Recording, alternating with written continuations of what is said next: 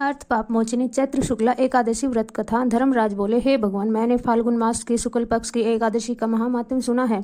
अब आप चैत्र मास के कृष्ण पक्ष की एकादशी के बारे में बतलाइए। इस एकादशी का नाम क्या है? इसमें कौन से देवता की पूजा की जाती है तथा विधि क्या है? सो विस्तार से कहिए। भगवान कृष्ण बोले, हे राजन, एक समय मानधाता ने लोमस ऋषि से पूछा, हे मुनि, चैत्र मास के शुक्ल पक्ष की एकादशी का क्या नाम है तथा उसकी विधि क्या है? सो कहिए।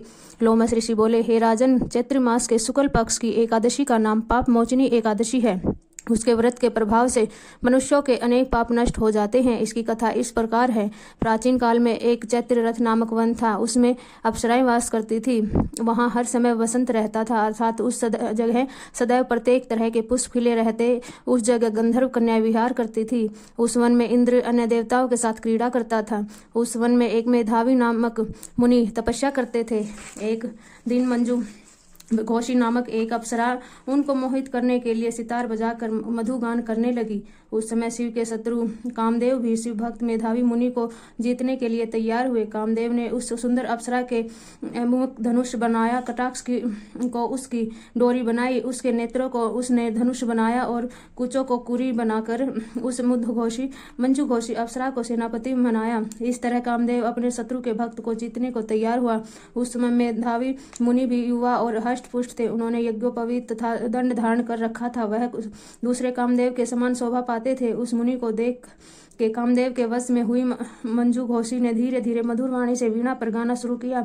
मेधावी मुनि उस मधुर गाने पर तथा उसके सौंदर्य पर मोहित हो गए। वह अप्सरा उस मुनि को कामदेव से पीड़ित जानकर उसमें आलिंगन करने लगी। वह मुनि उसके सौंदर्य पर मोहित होकर शिव रहस्य को भूल गए और कामदेव के वशीभूत होकर उसके साथ रमण करने लगे। उस मुनि को काम के वशीभूत होने के कारण उस समय दिन रात का कुछ नहीं ध्यान रहा। बहुत समय तक रमण करते रहे। एक दिन मंजू घोषी उस मुनि से बोली, हे मुनि, अब मुझे बहुत समय हो गया है, स्वर्ग जाने की आज्ञा दीजिए। अप्सरा के ऐसे वचन सुनकर मुनि बोले, हे सुंदरी, तू तो आज इसी संध्या को आई है, अभी प्रातःकाल तक ठहरो। मुनि के ऐसे वचन सुनकर अप्सरा उसके साथ रमण करने लगी और बहुत समय बिता दिया।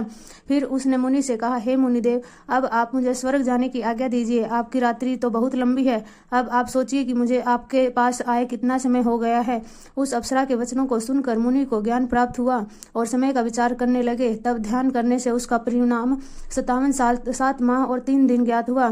तो उस अप्सरा को काल का रूप समझ कर वह महान क्रोधित हुए और उस तप का नाश करने वाली अप्सरा की तरफ देखने लगे। उनके अवर कांपने लगे, इंद्रियां व्याकुल होने लगी। बस मुनि अप्सरा से बोले, हे दुष्ट, मेरे तप को नष्ट करने वाली तू अब मेरे श्राप से पिशाचिनी होगी। हे महान पापिन दुराचिरणी, मुझे धिक्कार है। उस मुनि के क्रोध युक्त श्राप से वह पिशाचिनी हो गई। तब वह बोली, हे मुनि, आप मुझ पर क्रोध को त्याग कर प्रसन्न हो जाओ और यह श्राप का निवारण कीजिए। विद्वानों ने कहा है, साधुओं की संगत अच्छा फल देने वाली होती है, इसलिए आपके साथ तो मैंने बहुत वर्ष व्यतीत किए हैं, अतः आप मुझ पर प्रसन्न हो जाइए।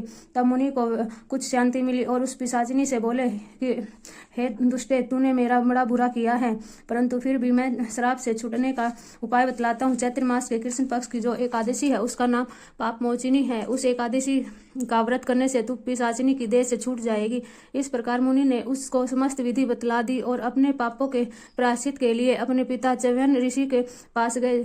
च्यवन ऋषि अपने पुत्र मेधावी को देखकर बोले, रे पुत्र, यह तूने क्या किया? तेरे समस्त तप नष्ट हो गए हैं। मेधावी बोले, हे पिताजी, मैंने बहुत बड़ा पाप किया है, आप उससे छूटने का उपाय बतलाइए। च्यवन ऋषि बोले, हे तात, तुम चैत्र मास के कृष्ण पक्ष की पाप मोचनी एकादशी का भक्ति पूर्वक व्रत करो, इससे तुम्हारे समस्त पाप नष्ट हो जाएंगे।